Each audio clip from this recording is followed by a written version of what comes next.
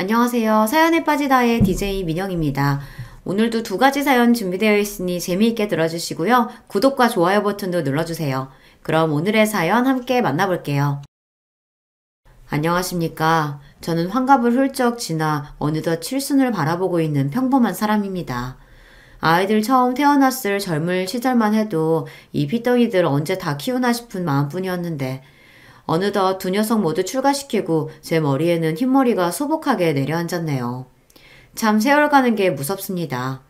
자식들과 안사람까지 내 식구가 복잡거리며 지내다가 아이들은 각기 짝 찾아서 가정을 이루고 한평생 곁을 지켜주던 아내마저 떠나자 요즘 가슴속이 뻥 뚫린 것 같은 헛헛한 마음을 달래기 쉽지 않더라고요.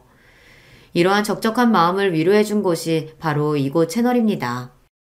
저희 나이대 남자들이야 남자가 가정적인 것을 가장으로서 채통이 없다고 모자란 남자 취급하는 경우가 흔하다 보니 어디 가서 결혼해서 겪은 일들이나 가정생활에 대한 이야기 나누기가 쉽지 않더군요. 그러던 차에 결혼과 살아가는 이야기들을 진솔하게 들려주시는 여러분들의 소중한 사연을 접하게 되어 구멍이 뻥 뚫린 것 같았던 가슴을 메워주는 듯한 위로를 받게 되었습니다. 제가 직접 제 이야기를 하려고 펜을 들어보니 제 이야기 하는 게 여간 어려운 일이 아니라는 생각이 드는데요.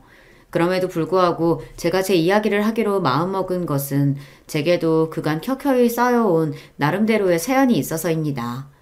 저 역시 차마 창피한 마음에 다른 곳에는 털어놓지 못한 이야기 여기서 풀어볼까 싶어서요. 자식들 다들 제 가정 꾸리고 제 옆구리 채워주던 아내의 빈자리를 느끼게 되니 저도 모르게 불쑥 서러운 마음이 들 때가 종종 있습니다. 한 번은 다른 사람도 아니고 며느리 때문에 마음을 많이 다친 적이 있었어요. 평소 자식들보다는 아무래도 어려운 며느리와 사위에게는 더더욱 조심스러워서 할 말이 있어도 꾹 참았던 것이 제게 독이 되었나 봅니다. 나는 몰라도 우리 부모님한테 절대 소홀하게 하지 말라고 얘기했어, 안 했어? 내가 뭘 그렇게 대단한 걸 요구했다고 그거 하나를 못 지켜서 집안에 이 분란을 만들어. 여보, 잘못했어. 내가 실수했어. 아버님, 제가 잘못했어요. 한 번만 용서해 주시면 정말 다신 이런 일 없을 거예요. 제발 이 사람 좀 알려주세요. 이 사람이 아직도 정신을 못 차리고 지금 아버지한테 당신 사정 부탁하게 생겼어? 평소 말수가 적고 딸아이에 비해 무뚝뚝한 편이었던 아들 녀석이 그렇게 길길이 화를 내며 날뛰는 꼴을 제 평생 처음 봤습니다. 무슨 일이 있었길래 늙은 아비 편 들어주겠다고 저희 아들이 저렇게까지 난리를 친 건가 싶으시죠? 지금부터 제 살아온 이야기를 여러분께 풀어볼까 합니다. 저는 태어날 때부터 넉넉하지 못한 집안에 태어나 고생하면서 자라났습니다. 믿을 거라고는 오로지 제 노력으로 성실하게 하루하루를 살아내어 일군 정직한 것들로 제 삶을 차곡차곡 쌓아왔다는 것 정도였죠. 그러니 제 장인 장모님께서 하나뿐인 고명딸의 남편감이랍시고 저를 소개받으셨을 때 마음이 차지 않아 하셨던 것도 놀라운 일은 아니었습니다. 지금은 세상을 떠난 제 고운 아내는 유복한 집에서 위로 줄줄이 오빠들만 있는 집에 귀한 막내딸로 태어나 금이야 오기야 자란 아가씨였으니까요. 언감생심 제가 넘볼 수 있는 여자가 아니었으나 사람 인연이라는 게 원래 참 얄궂은 거 아니겠습니까? 접점이라고는 없을 것 같았던 저희 같은 사람도 평생의 인연으로 묶이곤 하는 게 사랑이니까요. 무엇 하나 기대할 수 없는 환경의 집안에서 자라 그래도 이를 악물고 공부한 덕분에 고학생의 신분으로나마 어렵사리 제가 원하던 대학에 입학할 수 있게 되었습니다. 아내는 저보다 한 학번 아래의 후배였어요. 저와는 다르게 집안에서 갖은 지원을 다 받으며 입학한 아내는 당연히 저보다 학교 생활도 여유롭게 할 수 있었어요. 그럼에도 불구하고 항상 부족하고 가난한 제게 맞춰주는 것을 불평불만 한번 해본 적 없던 착한 여자였습니다. 은희야, 자꾸 이런 거 싸우지 말라니까. 힘도 없는 사람이 이 무거운 걸 매번 이렇게 날라오고 나 정말 미안해서 못 먹어 이거. 우리 엄마가 워낙 손이 커서 이거 집에 그대로 놔둬봤자 결국은 남아서 버린다니까 그러네. 선배 부담 가질 거 하나도 없으니까 빨리 이리 와서 앉아요. 일하랴 공부하랴 빠듯한 형편에 간신히 쪽방살이 하면서 젊은 날에 제가 뭘 얼마나 잘 챙겨 먹고 다녔겠습니까? 그런 제가 안쓰러워서 항상 자기 집에서 온갖 반찬거리와 주전부리를 바리바리 싸다 저를 먹이는 아내였습니다. 두 사람 형편이 이렇게 차이가 많이 지다 보니 아내가 가져다 준 음식은 저희 집 형편으로는 꿈도 꾸기 어려운 것들이 많았어요. 심지어는 저는 생전 처음 먹어본 음식들도 적지 않았습니다. 항상 아내에게는 신세만 지는 것 같아 미안한 마음이었어요. 이 곱고 귀한 사람, 내가 하나라도 더 좋은 것 해주지는 못할 망정 오히려 짐이 되는 것 같아 미안하기도 하고 젊은 치기에 창피한 마음도 들었습니다. 하지만 그런 제 마음을 언제나 잘 헤아려주고 저를 보듬어주는 고마운 사람이었어요. 염치불구하고 감히 이런 귀한 딸과 결혼하겠다며 장인 장모님께 결혼을 허락받으려 했던 것은 제 인생에서 부린 가장 큰 욕심이었습니다. 제 주제가 그렇지 못함을 알면서도 차마 포기할 수 없을 정도로 아내가 제게 가장 소중한 사람이었으니까요. 워낙 집안 형편이 차이가 나다 보니 장인 장모님께서 처음에 저희 결혼을 완강히 반대하셨던 것도 이해하지 못할 일은 아니었습니다. 아빠, 엄마, 이 사람이 뭘 그렇게 잘못했다고 이렇게까지 냉대를 하세요. 이 사람 집안 형편 어렵다고는 해도 죽을 힘써서 자기 힘으로 좋은 학교 들어와서 성실하게 직장생활 하고 있어요. 결코 아빠 엄마한테 이런 취급 받아야 할 사람 아니에요. 여러 번 고개를 조아렸음에도 저에 대한 태도가 누그러지지 않는 자기 부모님 때문에 결국 아내가 분통을 터뜨렸습니다. 하지만 솔직히 제가 아내 부모님이었다고 하더라도 저 같은 놈이 귀한 딸내미 곱게 잘 키워놨더니 냅다 채워가려고 하면 고운 눈으로 보기는 어려웠을 것 같습니다. 다시 한번 말하자면 그런 장인 장모님에 대한 원망스러운 마음은 없었어요. 오히려 저같이 못난 놈 때문에 사랑으로 키워주신 장인 장모님과 아내 사이가 벌어질까 노심초사했습니다. 그래서 제게 차갑게 대하시는 자기 부모님에게 저보다 더 상처받은 아내를 늘 이렇게 달랬어요. 은희야, 그러지 말라니까. 나 정말 괜찮아. 나 같은 놈 주제도 모르고 귀한 딸 욕심낸다고 문정박대 하시지 않고 그래도 얘기라도 들어주시는 것만 해도 내 입장에서 감사할 일이야. 그러니까 부모님께 마음에 없는 모짓말 하지 마. 알았지? 선배가 이렇게 아무렇지 않아 하니까 내가 더 속상하잖아. 세상에 선배 같은 사람이 어디 있다고. 엄마 아빠도 정말 너무하시지. 속상한 마음에 눈물을 찍어내는 아내에게도 장인 장모님께도 죄송했지만 그럼에도 끝까지 아내를 포기할 수는 없었으니 제가 도둑놈이 맞긴 맞았던 것 같습니다. 결국 아직 저를 사회로 완전히 받아들여 주시지 않았음에도 불구하고 아내와 부부의 연을 맺게 되었습니다. 더는 부모님 허락을 기다린다고 시간만 보낼 수 없다며 단호하게 나오는 아내에게 마지못해 끌려가는 척했지만 저 역시 바람하지 않던 결혼이었으니까요. 결혼할 때 처갓집과의 관계가 다소 냉랭했던 관계로 저희는 처가 도움 없이 조촐하게 신혼살림을 시작하게 되었습니다. 저희 본가야 원체 무언가를 기대할 수 있는 형편이 아니다 보니 양가 도움이라고는 생각지도 못한 채로 저희끼리 으쌰으쌰 힘을 내 살림을 차리게 된 거죠. 모은 돈은 얼마 되지 않아 신혼집이라고 해봐야 겨우 집 모양새만 갖춘 부족하기 짝이 없는 형국이었습니다만 그럼에도 서로를 애틋하게 생각하는 마음으로 보듬으며 행복하게 지냈습니다. 지금 생각하면 어린애 소꿉장난같이 조악하기 짝이 없는 살림살이였지만 그럼에도 눈만 마주치면 뭐가 그렇게 재밌는지 까르륵 웃어주는 아내 덕에 그게 고생인지도 모르고 살았어요. 그 시절을 생각하면 지금도 저도 모르게 미소가 지어질 만큼 좋은 시절이었습니다. 물론 으리으리한 집에서 공주처럼 키운 딸이 웬 모자란 놈에게 시집가 당신들 보기엔 집 같지도 않은 곳에서 살고 있는 꼴을 보는 장인 장모님 입장에서야 억장이 무너지는 일이었겠지요. 결혼 후에도 마지못해 찾아오신 저희 신혼집을 보시고 실망으로 가득하셨던 장인 장모님 얼굴을 떠올리면 지금도 참 송구스럽습니다. 제 딴에는 조금이나마 상심하셨을 마음을 풀어드리려고 애를 썼지만 그럼에도 결혼하고 몇 년간은 처갓집과의 관계가 그리 좋지만은 않았어요. 장인 장모님께서 저를 마음에 들어하지 않으셨던 것도 있지만 저도 저를 탐탁치 않게 생각하시는 어른들에게 어떻게 하면 인정받고 예쁨을 받을 수 있는지 요령이 없는 어설픈 놈이었으니까요. 그나마 저희 관계가 조금 풀어진 것은 저희의 첫 아이이자 아들인 정연이가 태어난 직후였습니다. 사위는 마음에 차지 않다 하더라도 눈에 넣어도 아프지 않을 막내딸이 낳은 외손자는 차마 사랑하지 않으실 수 없었나 봅니다. 정연이 얘가 눈이 또랑또랑한 게 우리 은이 갓 태어났을 때랑 아주 판박이야. 엄마는 무슨 누가 봐도 우리 철우씨 똑 닮았구만. 단박에 아내가 반박하는 말을 못 들은 척 하시는 장모님이셨습니다. 사실 제가 봐도 저희 아들이 저를 좀 많이 닮기는 닮았거든요. 하지만 어떻게든 사랑하는 외손자에게서 하나라도 당신 따님 닮은 구석을 찾아보시라고 하는 그 마음 이해하지 못할 것 아니었기에 그러려니 했습니다. 처갓집 가족 모임이나 외부 행사에 초대받은 것도 우리 정연이 태어난 이후였습니다. 그 전까지는 모든 처가 식구들이 다 초대받았던 것을 저만 허락받지 못했었는데 그걸 서운하게 생각한 아내까지 모임에서 쏙 빠지는 바람에 장인 장모님께서 내심 서운해하셨던 걸 모르지 않았습니다. 비록 제게 쉽지 않은 자리이고 어색하긴 했으나 제가 가야 아내도 함께 참석할 테니 이걸로 다소 서먹해진 처가 식구들과 아내의 사이가 좀 풀어지길 하고 바라기도 했어요. 하지만 와중에도 사이에 대한 아쉬움이 완전히 풀리지는 않으셨는지 종종 찬바람이 부는 장인 장모님 언사에 무안했던 적도 여러 번이었죠. 엄마 아빠 이럴 거면 차라리 부르지를 마. 사람 면전에 대두고 무안 주는 것도 한두 번이지.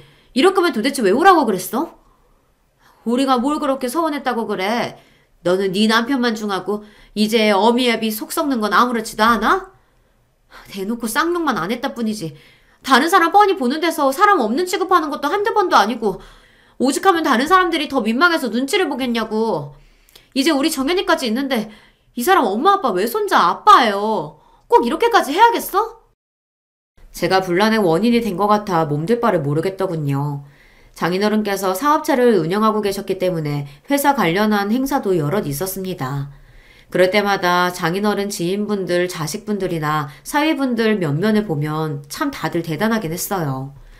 그런 환경에 대해 접해본 적이 없는 제 눈에도 그게 보이는데 장인 장모님 눈에야 어떻겠습니까? 모자란 사위의 부족함이 더 여실히 드러났겠죠. 그분들 나름대로는 저하고 잘 지내보겠다고 이런 공적인 행사에도 부르신다는 걸 알고 있었습니다. 단지 그런 결심에도 불구하고 좋은 마음먹기가 쉽지 않으셨을 터이죠. 여보, 그러지 말래도 장모님 입장에선 나 이런 자리에 불러내신 것만 해도 큰 마음 써주신 거야. 우리 처음 결혼했을 때 생각해봐. 이것만 해도 감지덕지지.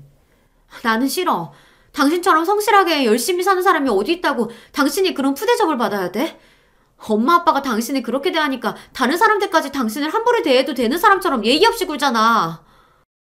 사실 아내 말이 틀리지 않기는 했습니다. 그 집안 유일한 사이라고 해서 어떻게 인맥이나 좀 쌓아볼까 하고 저희 사정을 모르는 사람들이 몇몇 다가오긴 했으나 눈에 띄게 제게 냉랭한 장인 장모님 태도를 보고 처갓집에서의 제 위신을 파악하기 어렵지 않았을 겁니다. 그리고 믿을 구석 없는 사람에게 세상이 늘 그렇듯 그런 저를 보고 태도가 냉랭해지는 사람들은 드물지 않았죠. 아마도 그게 아내 심기를 더 불편하게 만들었을 겁니다. 여보, 정말 안 갈 거야? 싫어. 거기 갔다가 또 당신 무슨 대접 받으려고. 내가 거기까지 가서 그 꼴을 봐? 안 가. 그런 비슷한 상황이 몇 번 반복되자 더는 아내도 참지 않는 바람에 저까지 처가일로 발걸음을 하기가 애매해지더라고요. 아내도 없는 공적인 자리에 저 혼자 덩그러니 나가는 것도 이상한 일이고 해서 그럴 때마다 따로 장인 장모님을 찾아뵙고 양해의 말씀을 구해야 했습니다. 장인어른 장모님, 제가 부족해서 두 분도 그렇고 은희까지 마음 불편하게 만든 것 같아 죄송합니다. 다음에는 어떻게든 제가 설득해서 은희랑 같이 올 수 있도록 노력해 볼게요. 그런 저를 보며 당신들 딸에 대한 서운함과 함께 사위인 저에 대한 미안한 마음을 가지고 계시다는 걸 어렵지 않게 눈치챌 수 있었습니다. 원래 어른들이 그렇지 않습니까? 아랫사람에게 미안한 마음 전하기 어려워하는 것은 예나 지금이나 별반 다르지 않으니까요. 저 역시 감정 표현에 서툰 부모님 밑에서 자라기도 했고요. 하지만 그렇다고 그분들이 저를 마냥 미워만 하시는 건 아니라는 것 등은 알고 있었습니다. 아무렴 업고 다녀도 모자랄 귀한 제 마나님 낳고 길러주신 분들인데 제가 그것 하나 이해하고 넘어가지 못하겠습니까? 그렇다 보니 제 처가와 교류가 있는 지인분들 대부분은 제가 처가로부터 그리 신뢰받지 못하는 사회라는 걸 아름아름 알고 계셨을 거예요. 그러고는 딱히 저희 부부가 처가 공적인 자리에 자주 얼굴을 들이밀지 않다 보니 더더욱 그런 소문은 굳어져 갔겠죠. 하지만 그것과는 별개로 저희 부부는 아주 잘 지냈습니다. 아들 녀석 낳고 몇 해 지나지 않아 딸아이 영현이까지 태어나면서 저희 부부의 기쁨은 더할 나위 없었습니다. 비록 부족하기는 하나 저도 나이를 먹어가며 승진도 하면서 살림은 조금씩 나아지기 시작했습니다. 부부 둘이서 힘을 합쳐 열심히 모아 이사 갈 때에도 방도 한 칸씩 늘려가며 제법 온전한 가정으로서의 모습을 갖추며 살게 되었죠. 장인 장모님 역시 그렇게 조용하지만 저희끼리 다복하게 살아가는 모습을 보며 다소 마음이 누그러지셨는지 예전처럼 제게 날선 반응을 보이시진 않으셨기에 아내와 처가의 관계도 전보다는 많이 부드러워졌습니다. 특히 장인 장모님께서 저희 아들 정연이를 아주 예뻐하셨어요. 아이가 어릴 때부터 말수가 적고 어른스럽기도 했지만 아주 영특한 데가 있었거든요. 그 나이대 아이라고는 생각하기 힘들 정도로 끈기가 있는 부분이 있어서 그 조그만 걸 숙제한다고 앉혀놓으면 한 번 징징대지도 않고 진득하니 앉아서 공부에 열중하는 모습이 부모인 저의 눈에도 신기해 보일 지경이었습니다. 그러니 장인 장모님 눈에 손자가 얼마나 기특해 보였겠습니까? 아이고 우리 정연이 요 조망만한 게 어쩜 이렇게 집중력도 좋은지 아주 커서 큰 인물이 될 거야. 그렇죠 여보? 우리 정연이가 우리 집 대들보지 암만. 귀한 막내딸네 집에 오셔도 대면대면한 사위 때문에 좀처럼 감정을 쉽게 드러내지 못하시던 장인 장모님께서도 사이에 정연이만 앉혀놓으면 그리 살가운 분들이 아닐 수가 없었습니다. 저야 원래도 기특하고 예쁜 제 아이들이지만 특히나 정연이 덕분에 어색한 장인 장모님과의 관계가 조금은 개선되는 것 같아 아이에게 고마운 마음도 있었죠. 자라면서 항상 전교 1등을 놓치지 않을 정도로 우수한 성적을 냈던 정연이는 저희 부부뿐만 아니라 장인 장모님께도 커다란 자랑거리이자 자부심이었습니다.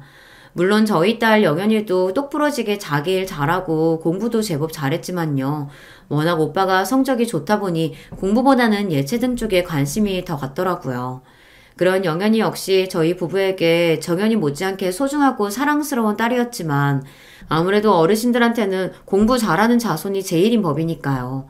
손녀인 영연이도 많이 예뻐해 주셨지만 그래도 정연이를 더 믿음직스럽게 생각하시는 거를 알고 있었습니다. 그런 정연이가 답지 않게 제 외주부모님께 반항 아닌 반항을 한 적이 있었는데요.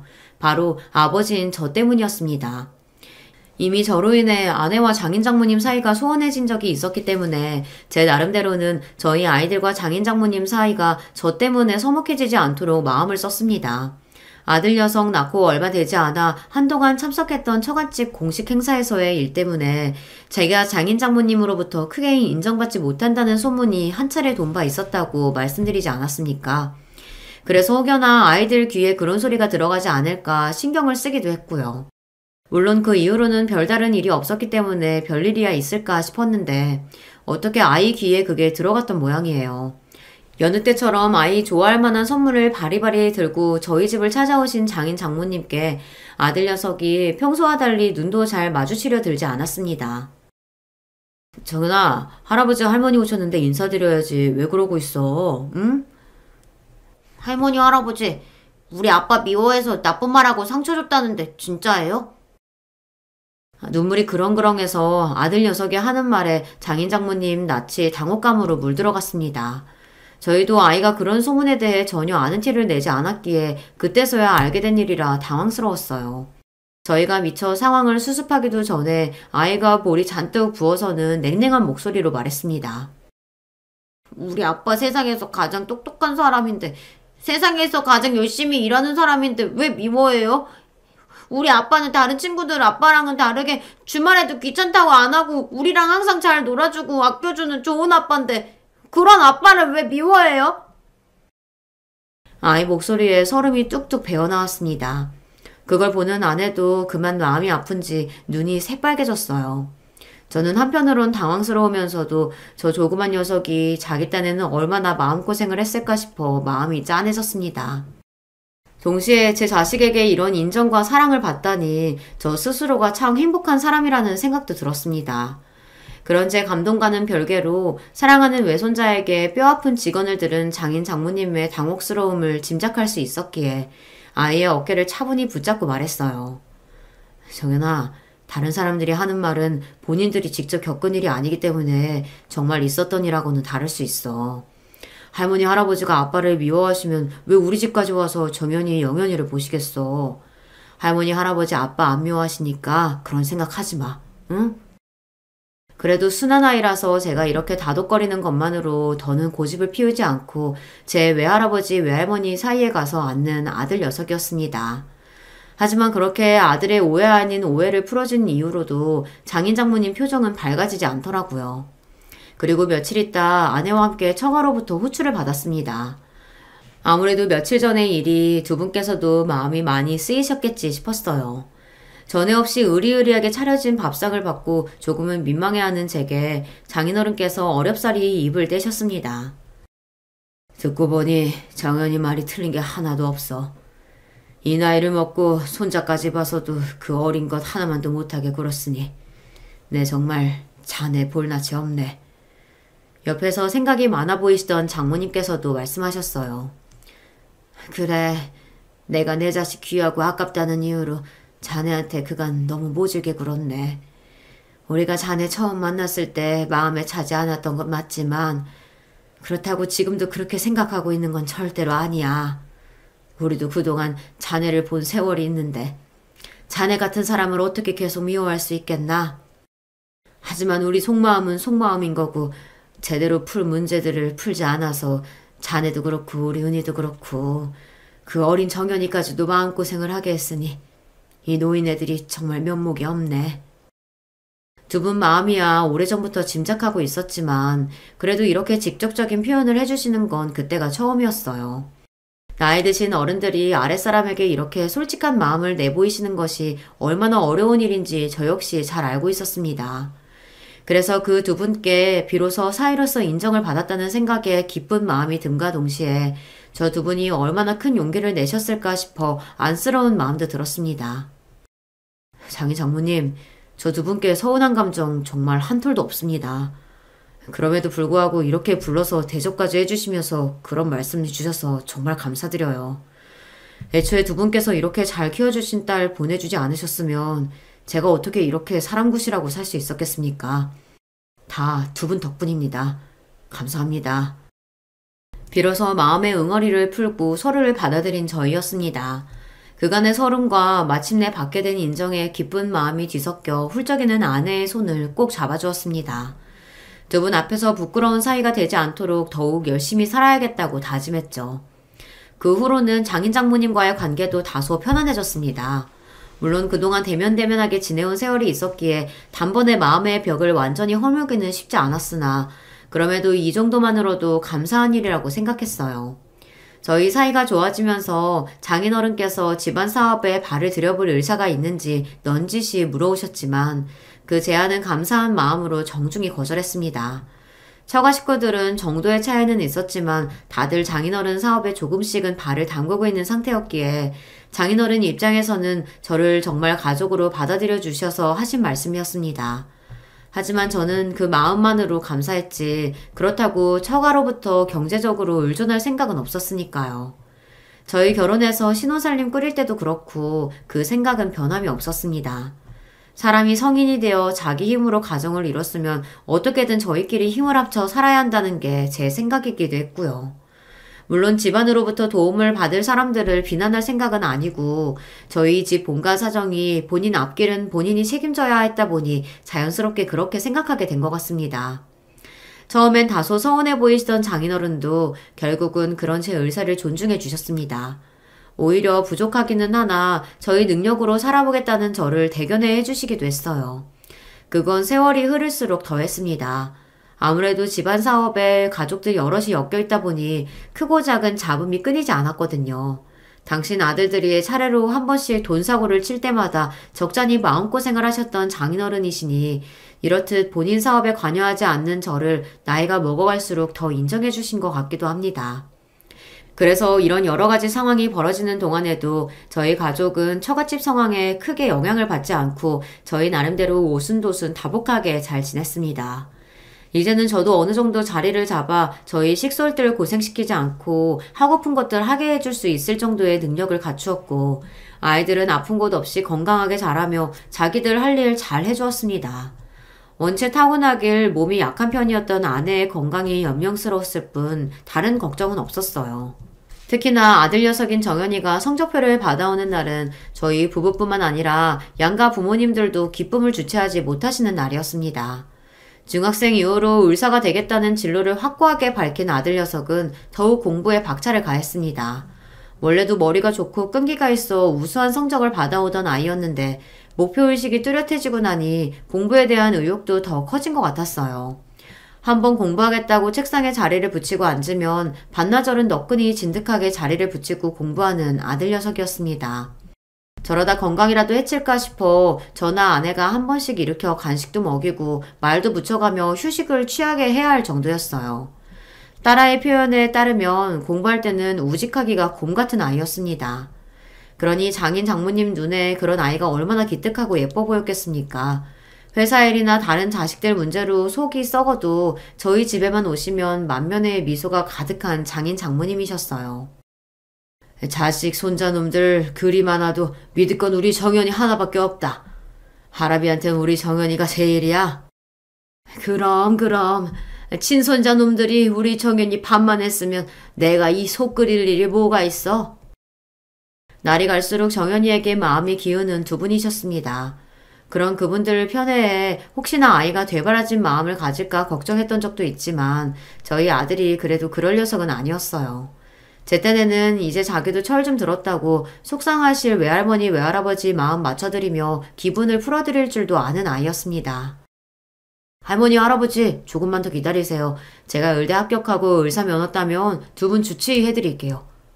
아이고 말만 들어도 좋다. 말만 들어도 좋아. 아들 녀석은 제 입에서 나온 말을 지켰습니다. 말수가 적은 만큼 한번 자기가 내뱉은 말은 책임을 지고 지키는 아이였어요. 녀석은 우수한 성적으로 의대에 입학한 것도 모자라 학교 다니는 내내 그 공부 잘한다는 수재들이 모여있는 의제에서도 두각을 드러냈습니다. 그러고도 우리 정연이는 자만하지 않고 밤낮 없이 공부에 열중해 의사 면허 역시 무난하게 따낼 수 있었습니다. 아들이 드디어 어엿한 의사가 되었던 날 저희 부부는 물론이거니와 장인 장모님 역시 뛸 듯이 기뻐하셨어요. 아이고 내 새끼 우리 강아지 정말 장하다 장해. 두 분 얼굴에 자랑스러움이 가득했습니다. 이제는 나이가 많이 들고 노쇠하셔서 예전에 저를 반대하실 때의 도끼는 싹 빠지고 그저 손자에 대한 사랑이 가득한 얼굴을 하신 두 분이셨어요. 최근에 번갈아 사고를 치기 시작한 손자들 때문에 마음고생을 많이 하셔서 부쩍 기운이 없으셨던 두 분께서 모든 시름을 잊으신 날이기도 했습니다. 아내가 막내딸이다 보니 위에 오빠들로부터 본 친손자들은 저희 아이들보다 나이가 좀 있는 편이었습니다. 하지만 애석하게도 회사 일을 보던 손자나 넉넉한 조부모의 형편에 기대어 살던 손자나 두 분 기대를 채우기엔 부족했습니다. 두 분이 저희 아들 정연이에게 더욱 정을 붙이신 것 또한 그런 친손자들에 대한 실망감이 컸기 때문일 거예요. 평소에도 저희 아이들에 대한 애정을 숨김없이 드러내시던 장인 장모님이시다 보니 저희 아이들, 특히 정연이에게 제법 유산을 많이 물려주시는 건 예상 가능한 범위였습니다. 아내 역시 가장 아끼시던 딸 자식이다 보니 예상하지 못했던 일은 아니었고요. 하지만 사위인 저한테까지 자식들 못지않게 유산을 책정해 주셨던 건 차마 예상치 못했던 부분이었습니다. 여보, 이건 나한테 너무 과하지 않을까? 무슨 소리야. 그 양반들이 표현을 잘 못해서 그렇지 우리 오빠들보다 당신을 더 믿는다고. 그리고 당신 이거 받을 자격 충분하니까 그렇게 생각하지 마. 두 분께서 저를 마음으로 받아들여 주신 줄은 알고 있었지만 그래도 이렇게까지 마음을 써주실 줄은 몰랐기에 눈시울이 붉어졌습니다. 돈도 돈이지만 그분들께 정말 자식으로 인정받은 기분이었으니까요. 사정 모르는 사람이야 여전히 저를 저희 장인 장모님의 천덕꾸러기 사위인 줄 알겠지만 누가 뭐래도 그분들의 진심 어린 애정을 받았다는 생각에 그만 마음이 뭉클해졌습니다. 돌아가시기 얼마 전 저희 아들 손을 꼭 붙잡고 장모님께서 말씀하셨습니다. 내가 우리 정연이 장가가는 거 꼭 보고 가고 싶었는데 먼정한 너희 할아비 대신해서 그것까지는 꼭 보고 가려고 했건만. 그리 아끼던 외손자였으니 녀석이 좋은 처 만나 장가가서 아들 딸 낳고 오순도순 사는 걸 얼마나 보고 싶으셨겠어요. 아닌 게 아니라 당시 의사면허 따고 얼마 되지 않은 아들 녀석에게 선자리가 쏟아졌습니다. 원래도 의사면허 따면 제법 선자리가 많이 들어온다고 알고 있었는데 거기다 우리 아이들 외가가 만만치 않은 집안이다 보니 제법 좋은 선자리가 벌써부터 많이 들어오고 있었어요. 장인 장모님께서 돌아가시기 전에 그중 제일 좋은 집안 골라잡아 아들이 내심 일찍 장가가기를 바라셨다는 것도 알고 있었습니다. 얼른 외 증손자를 보고 싶은 욕심도 있으셨겠지만 그보다는 당신들이 생존해 계실 때 아무래도 더 좋은 혼처가 많이 들어올 거라는 걸 알고 계셔서이기도 하셨을 거예요. 하지만 아들 녀석은 의사로서 욕심이 많았습니다. 단순히 의사 면허 따서 자기 병원 개원하려는 것보다는 더 공부해서 학교에 남고 싶어 하기도 했고요. 그러고도 한동안 꽤나 결혼 생각이 없었기에 저희 부부도 슬슬 걱정이 되던 차였습니다. 아들이 대학병원 교수 임용까지 되고 나자 더더욱 저희 아들에게 눈독을 들이는 집안이 많아졌어요. 그럼에도 선이나 연애나 별다른 관심을 보이지 않는 아들이었습니다. 저도 저지만 저러다 하나 있는 아들 혼자 늙어 죽을까 싶어 아내 걱정이 이만저만이 아니었어요. 정연아, 너도 이제 나이가 적지 않아. 엄마는 네가 열심히 노력해서 네 목표 이루는 것도 좋지만 그걸 같이 기뻐해 줄 수 있는 네 가정이 생겼으면 좋겠어. 매번 그렇게 생각 없다고만 하지 말고, 응? 딱히 아들이 내켜하는 것 같지는 않았지만 이왕이면 저도 아들이 좋은 사람 만나 가정 꾸려서 예쁜 손자들도 낳고 따스한 가정 환경에 행복을 느끼며 살길 바랬습니다. 아무래도 저나 아내나 결혼 생활이 만족스러워서였는지 소중한 저희 아들에게도 그러한 기쁨을 알게 해주고 싶었던 것 같습니다. 그래도 저나 제 엄마 간절한 뜻을 차마 외면하지 못하는 착한 아들이다 보니 결국 아들이 선자리에 나서기 시작했어요. 요령없는 녀석이 혹여 나가서 아가씨한테 실수라도 하지 않을까 싶어 넌지시 당부했습니다. 정연아, 요새는 효자 인기 없다. 우리야 너 장가 보내고 나면 우리끼리 잘 살면 그만이니까 너랑 잘 맞는지 그것만 딱 생각해서 좋은 사람 한번 만나봐. 응? 그게 무슨 소리세요, 아버지. 저랑 결혼하면 당연히 아버지랑 엄마한테도 잘해야지. 아이고, 그런 식으로만 말하지 말고. 어릴 적부터 저나 제 아내의 말을 거스른 적이 없는 착한 아들이었지만 며느리 될 사람 입장에서야 남편이 시부모님 말을 너무 잘 듣는 것도 부담스럽지 않을까 싶어 괜한 노파심이 들더라고요. 이런 제 당부에도 생각에 흔들림이 없어 보이는 아들이었지만 그렇다고 다 커서 교수식이나 된 아들 선자리에 가타부타 말 보탤 수도 없고 그저 좋은 인연 점지해 주시기만을 빌고 또 빌며 좋은 소식을 기다렸습니다. 몇 번의 선자리 끝에 드디어 아들이 교제를 시작했어요. 저나 아내나 아들을 선자리에 밀어넣으면서도 솔직히 큰 기대는 하지 않았기에 기쁨을 감출 수 없었습니다.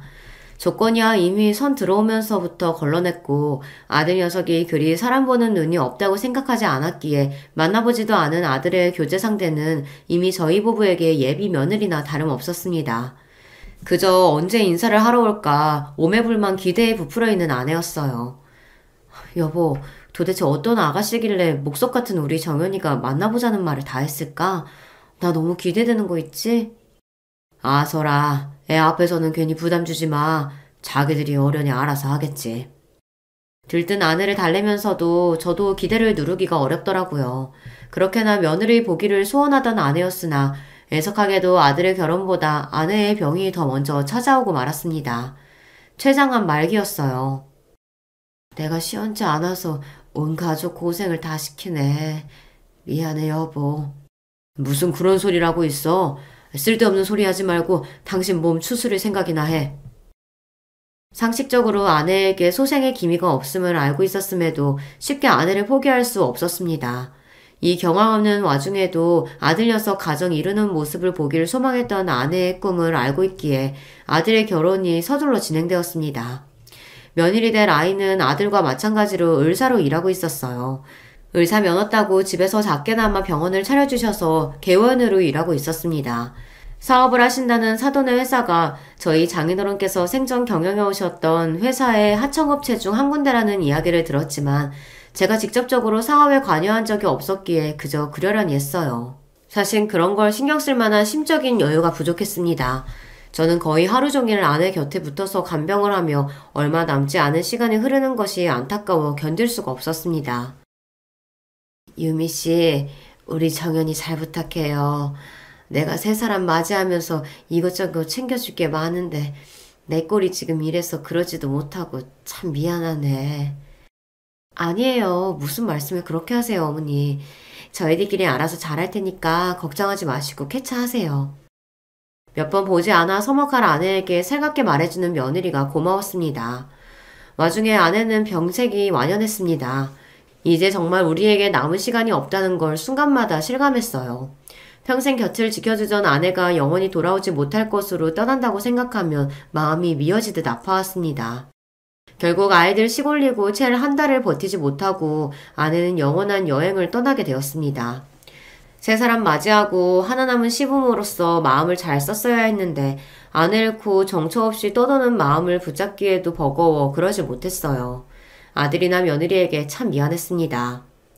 그런 말씀 마세요, 아버지. 두 분 사이가 그렇게나 각별하셨는데 지금 아버지 심정이 어떨지 제가 어떻게 차마 상상이나 할 수 있겠어요. 그저 아버지 몸 상하지 않으시도록 건강에만 신경 쓰세요. 이제는 장성에서 아내를 잃은 아비를 듬직하게 위로해주는 아들이었습니다. 제게 살뜰히 마음을 써주는 아들과는 달리 며느리와의 사이는 좀처럼 가까워지지 않았습니다.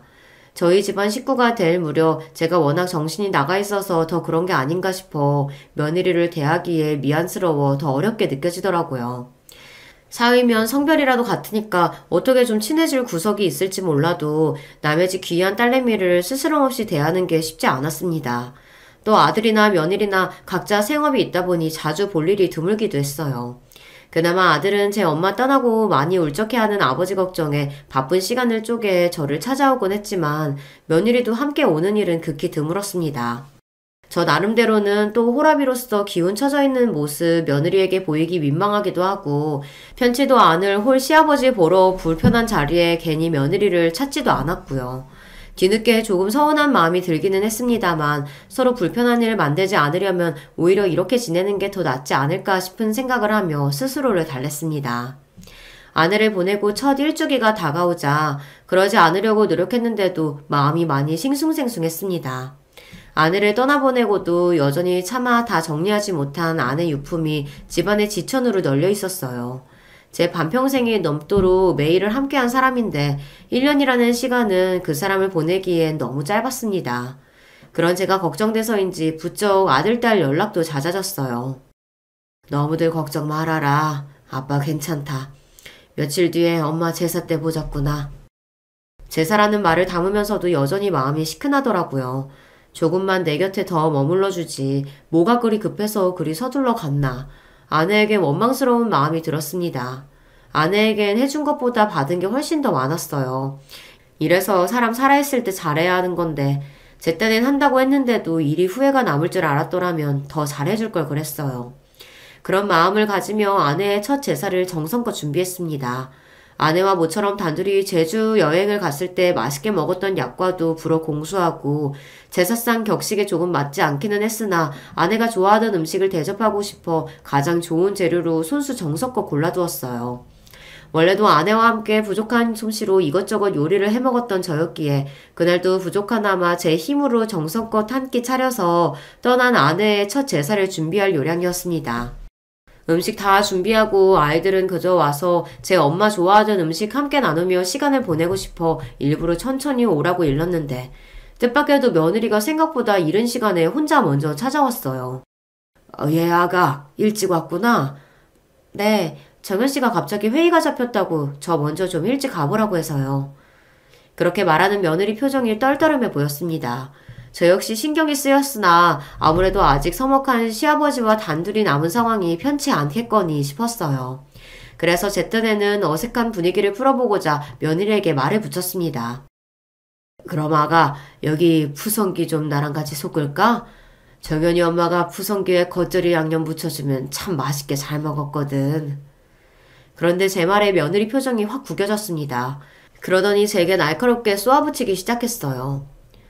아버님, 말이 나와서 말인데 요즘이 어떤 시대인데 제사를 지내요. 있는 제사도 없애는 판국에 굳이 바쁜 사람들 다 불러내서 이렇게 번거로운 일 만들 필요가 있어요? 그리고 아버님 모르시는 모양인데 저희 집 크리스찬이에요. 우리 집 제사도 안 지내고 기도를 끝내는 판에 시집 와서 제사 음식까지. 그냥 오늘도 번거로운 일 만들지 말고 각자 기도나 하고 끝내요. 며느리랑 단둘이 남은 상황에서 이렇게 길게 말한 적이 없었는데 하는 말 한마디 한마디에 가시가 박혀 있었습니다. 생각지도 못한 며느리의 날카로운 반응에 저는 너무 당황스러웠어요. 그 애에게 따로 과한 요리를 시킨 것도 아니었고 혼자 손이 놀고 있으면 민망할까봐 소일거리나 같이 하며 이야기라도 나눠보고자 했던 건데 서름에 눈물이 왈칵 나올 만큼 매몰찬 반응이었습니다. 잠시 말을 잃고 있다가 생각을 하면 할수록 화가 치밀어 오르기 시작했어요. 누가 들으면 제가 뻔질나게 며느리를 불러 올리기라도 했다는 듯 말하는데 애초에 제가 먼저 며느리를 호출한 적도 단 한 번 없었습니다. 오늘도 아들 녀석이 제 걱정에 며느리를 먼저 보낸 모양인데 제가 원한 상황도 아니었고요. 게다가 그날은 아내의 첫 제삿날 아닙니까? 제가 장남이 아니기에 저희 본가 제사도 제가 가져오지 않았고 장인 장모님 제사도 처가 쪽에서 지내고 있었고요. 애초에 제사를 지내는 것 자체가 그날이 처음이었습니다. 며느리의 저런 날선 반응은 납득이 가지 않았어요. 순간 병색이 완연했음에도 며느리를 맞이할 생각에 살풋 미소를 짓던 아내의 지난날이 떠올랐습니다. 그리 바라던 며느리가 자신의 첫 제사를 저리 생각하고 있다는 걸 알면 그 사람 마음이 어떨지 제가 다 서러울 지경이었어요. 그때 아들이 들어왔습니다. 뭐야, 왜 이래요? 아버지, 무슨 일 있어요? 심상치 않은 집안 공기에 아들 녀석도 신경을 곤두세웠습니다. 제 시아비 눈치는 보지 않아도 남편 눈치는 보는지 그제야 며느리도 힐끗힐끗 제 눈치를 보기 시작하더군요. 저는 굳은 표정으로 아들에게 말했습니다. 네 처가 번거로운 제사 같은 일은 만들지 말자고 하더구나. 교회 다녀서 제사 지낼 수 없다고 하는데 너는 알고 있었니?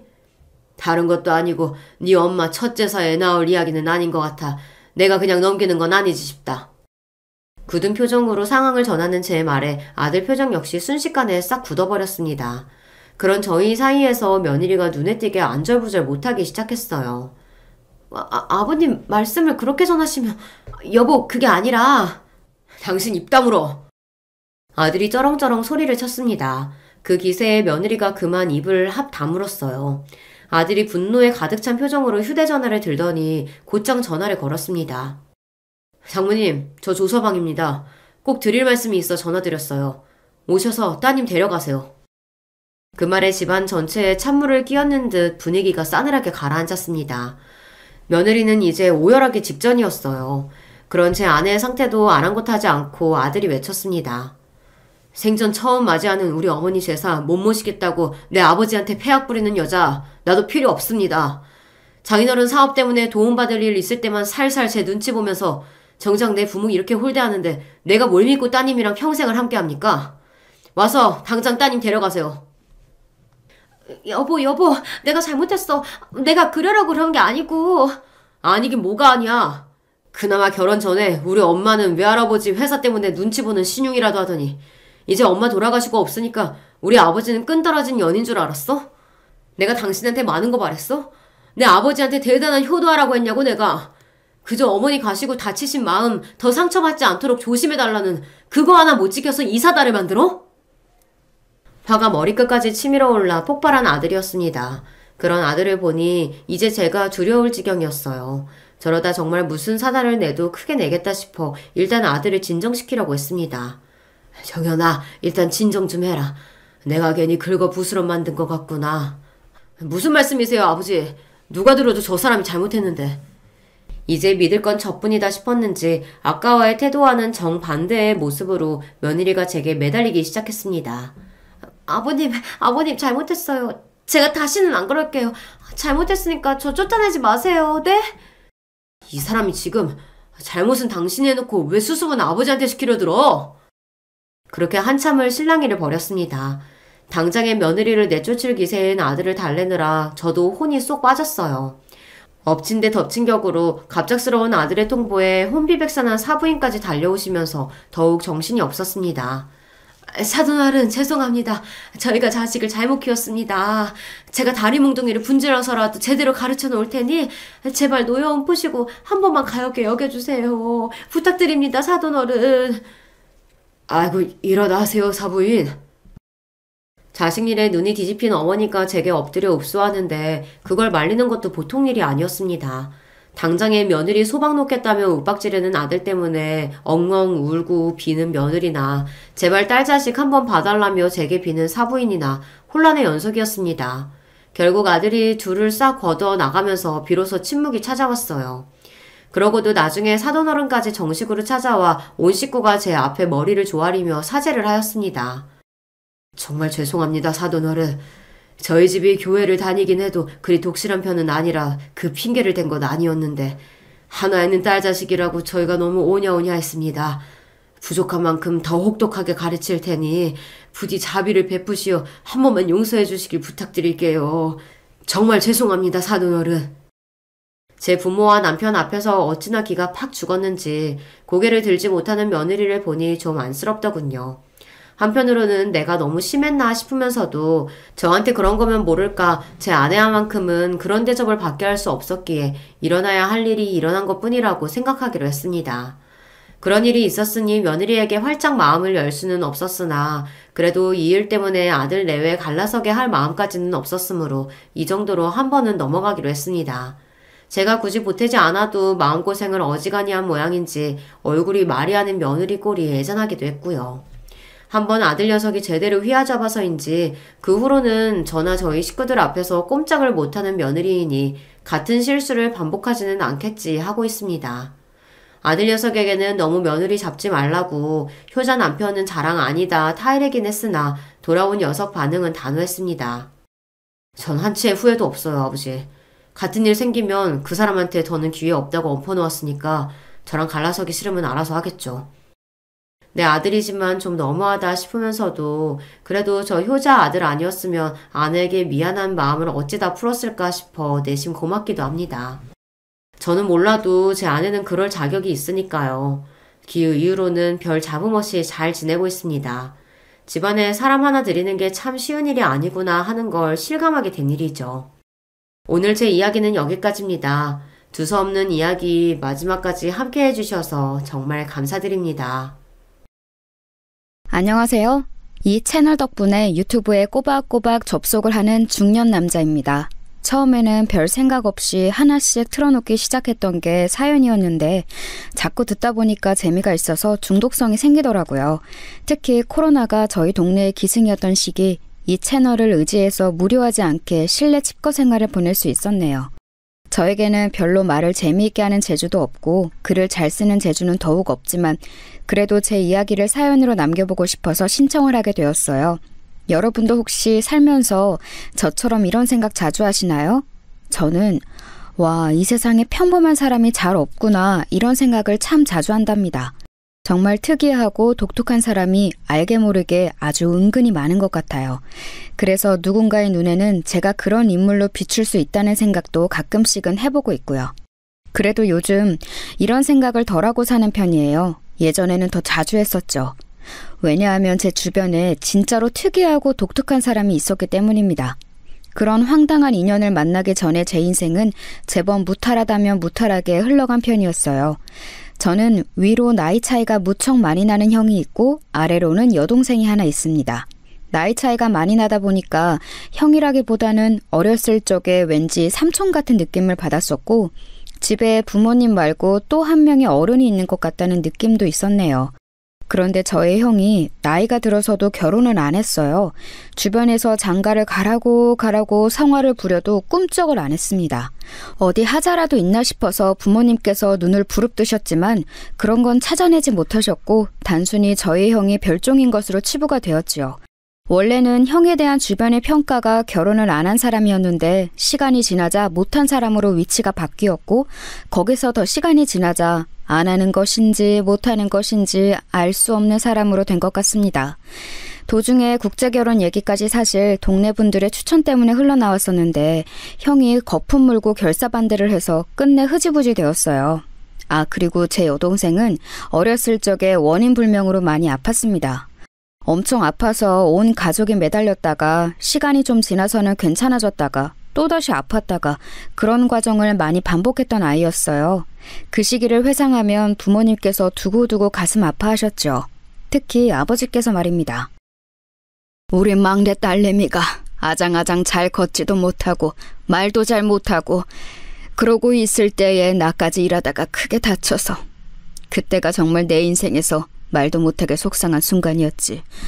치료를 받아도 차도가 없고 집에서 요양을 아무리 해봐도 몸이 나아지지를 않아서 결국 서울로 올라갔던 때에 우리 딸내미 녀석이 어찌나 눈에 밟히고 아비로서 미안하던지.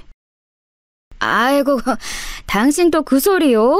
그때는 정말 당신도 잘못되는 줄 알았고 우리 막내한테도 뭔가 큰 문제가 있는 줄 알았기 때문에 하늘이 노래졌었지만 이제는 다 지나간 일.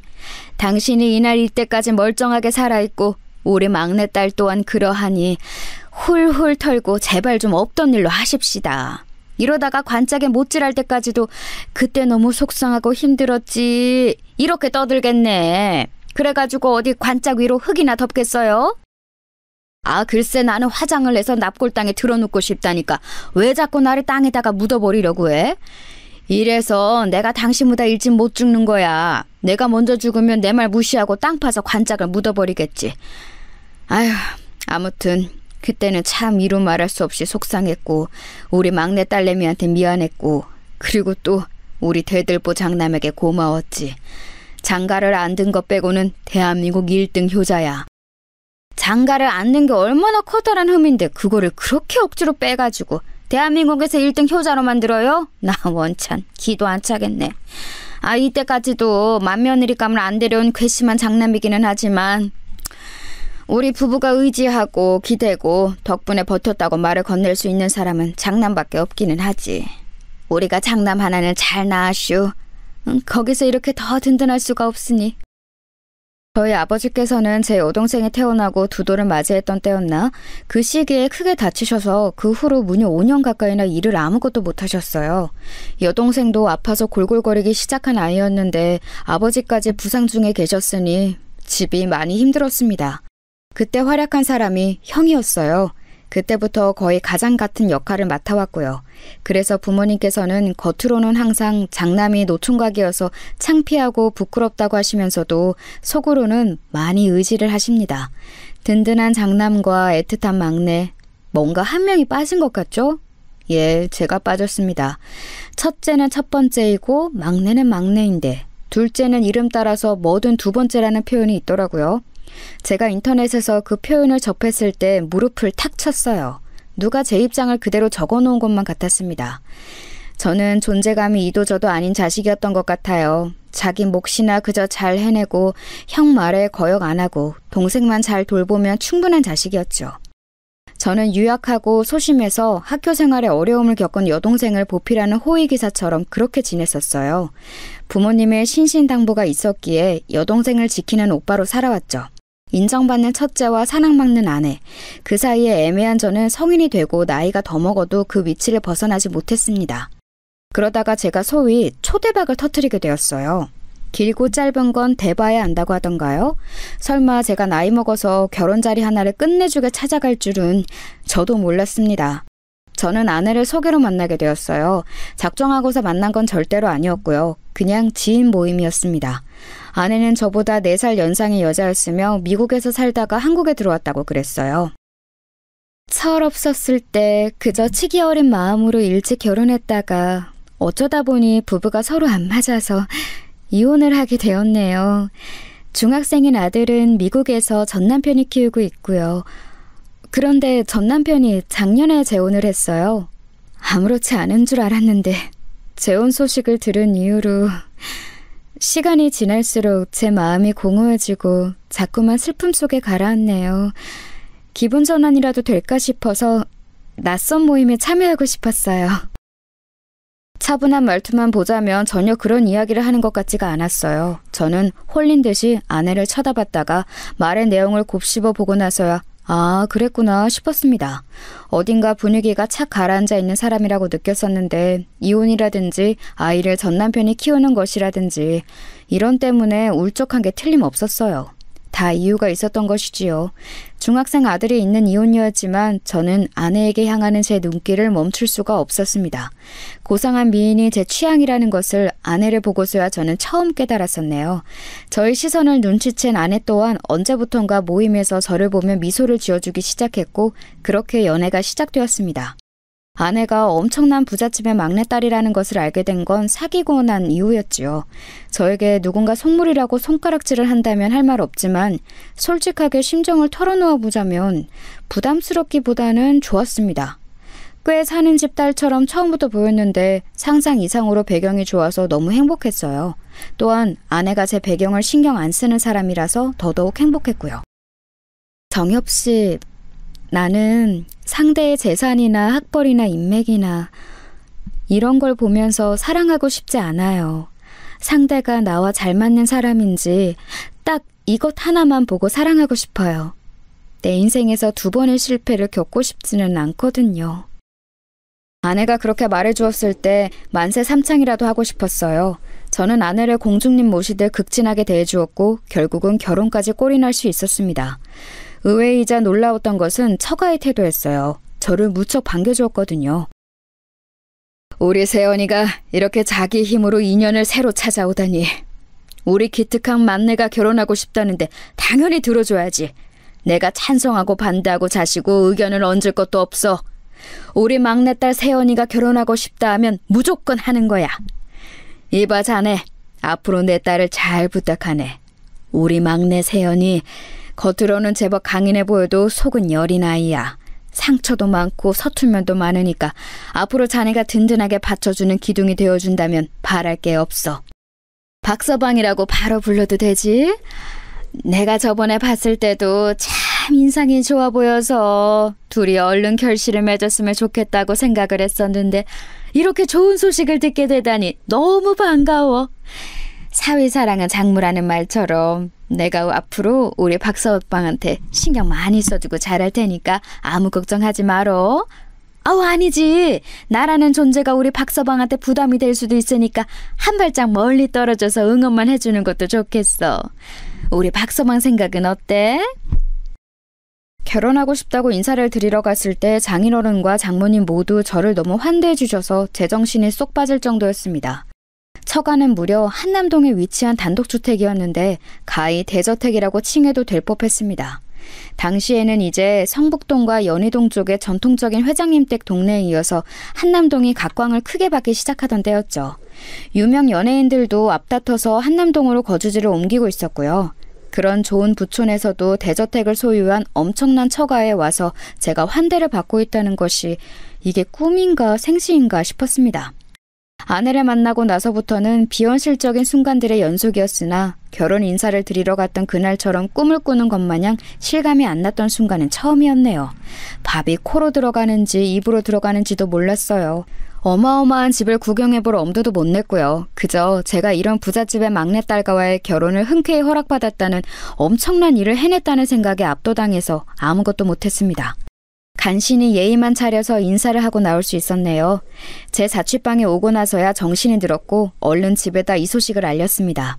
그러자 제 연락을 기다리고 있던 가족들이 다 뒤집어졌죠. 무탈하게 허락을 받아냈다고? 이야, 세상에. 우리 집안에도 이런 경사가 일어나는구나. 이게 말이 되는 일인가 싶다. 내가 죽기 전에 이런 일을 다 겪네. 내 아들이 그런 어마어마한 집안의 사위가 되다니.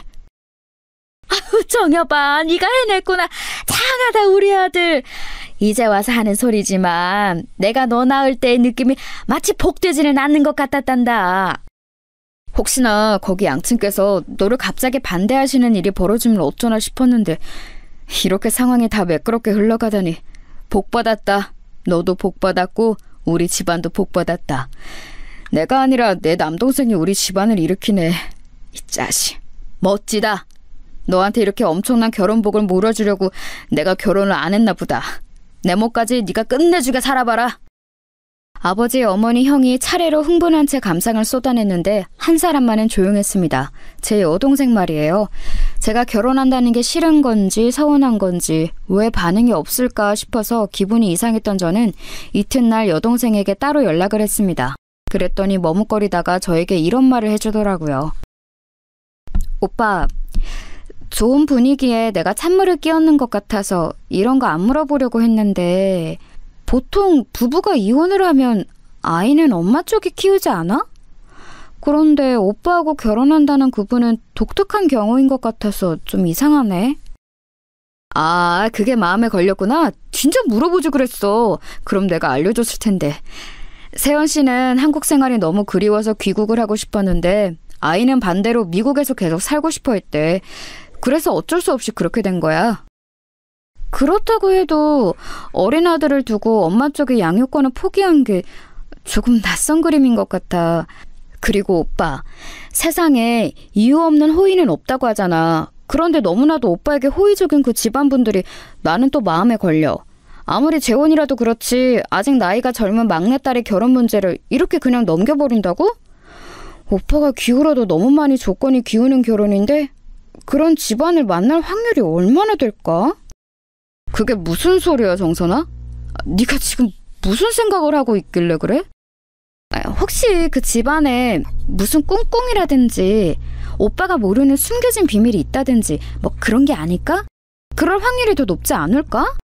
아무리 조건이나 대가도 없이 오빠를 잘 알지도 못하면서 돌꼭 사위를 맞이하겠다면서 쌍수 들고 환영한다는 게 솔직히 암만 해도 믿기지가 않아. 보통 부잣집도 아니면서 이렇게 허술한 사람들이라는 건 말이 안 돼. 오빠는 무슨 의심 같은 거 전혀 안 들어? 여동생은 그때 분명히 걱정에 가득한 목소리를 내고 있었어요. 제 걱정을 하는 거였지요. 하지만 저는 그만 울컥 화가 나고 말았습니다.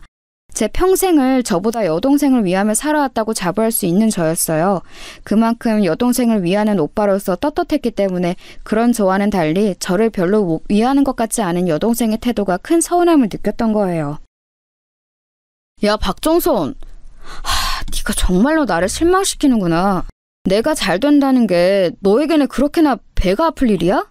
네 뒤치다거리나 하던 집안에서 명실상부 찬밥 1호였던 내가 어마어마한 부잣집에 장가든다니까 못마땅해서 미치겠어? 오빠, 무슨 말을 그렇게 해? 내가 왜 오빠의 결혼에 배가 아프고 못마땅함을 느끼겠어?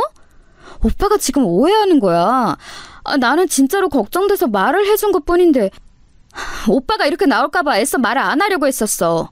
하지만 걱정이 되니까 말을 꺼낼 수밖에 없었던 내 마음을 오빠는 왜 그런 식으로 안 좋게 봐? 내가 그 정도밖에 안 되는 사람으로 보이는 거야? 내가 부잣집 막내 사위로 낙점되었다는 사실이, 엄청난 행운의 주인공이 되었다는 사실이 네 눈을 멀게 하고 판단력을 흐리게 만든 것 같다. 나를 축하해주고 내 앞길을 축복해주지는 못할 망정 말도 안 되는 가설이나 내세우면서 내 마음을 복잡하게 만들고 있잖아. 그러고도 네가 내 동생이야? 질투에 눈이 멀어서 네가 놓치고 있는 사실이 한 가지 있는데 내가 잘 되면 결국 너에게도 이건 좋은 일이야. 바로 코앞만 보지 말고 멀리 봐. 나는 진심으로 오빠를 질투해서 그런 말을 한 게 아닌데 내가 오빠의 기분을 상하게 만든 것만은 분명한 것 같네. 내가 너무 성급하게 안 좋은 이야기를 꺼냈던 것 같아. 미안해. 다시는 그런 소리를 내가 입에 담는 일은 없을 거야. 결혼 축하하고 오빠가 잘 살게 기도할게.